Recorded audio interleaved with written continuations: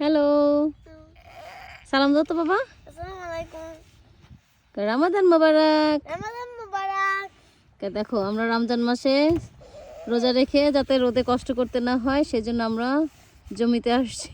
Chair table নিয়ে বাসাতে একটা ছাতা ঝুলাই দেওয়া হয়েছে যাতে তাদের কোনো রকম কষ্ট না হয়। যা বলতেছে। ও ইটস ওকে কি হয়েছে, এটা বেঁধে না দিলে উড়ে যাবে তো বাবা। আর আজকে আমরা আলু লাগাইতে আসছি। আজকে আমরা আলু লাগাবো, এই জন্য সকালবেলা এসে আমাদের স্যার এখানে জমি রেডি করে রেখে গেছে। আর আমাদের রসুন গাছ মাশাআল্লাহ বড় হয়ে গেছে মাশাআল্লাহ। এই রসুনের পাতাটা খাওয়া যায়, কবে খাওয়া যাবে এগুলো? আর একটু বড় হইতে হবে। এরপর আমাদের এখানে পেঁয়াজ গাছেরও পাতা ছাড়ছে মাশাআল্লাহ। এতদিন তো কিছু হয়েছিল না। আর এই জমিটা যে কে নিয়ে নিল আল্লাহ, মনটাই খারাপ হয়ে গেছে।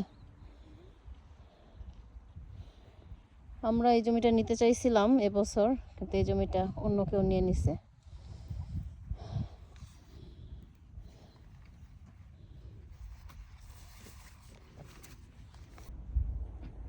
কি আলু গাছে এমনি করতে হয়? আমার কোনো ধারণা নাই চাষবাস কৃষি সম্পর্কে, যেটুকু অর্জন করেছি ওনার কাছ থেকেই।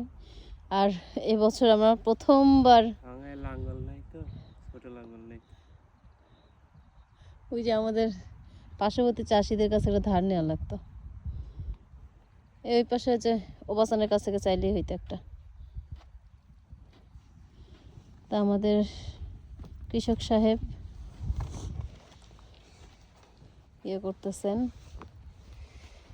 এই তো আমাদের ক্ষেত খামারের অবস্থা খারাপ। আমাদের এখানে ধনিয়া পাতা গাছ আজ গত বছর লাগাইছি, গত বছর অক্টোবরে না নভেম্বরের ফার্স্ট উইকে লাগাই রেখে গেছি। এত দিনে তারা একটু চেহারা দেখা যাইতেছে যে ধনিয়া পাতা হইতেছে।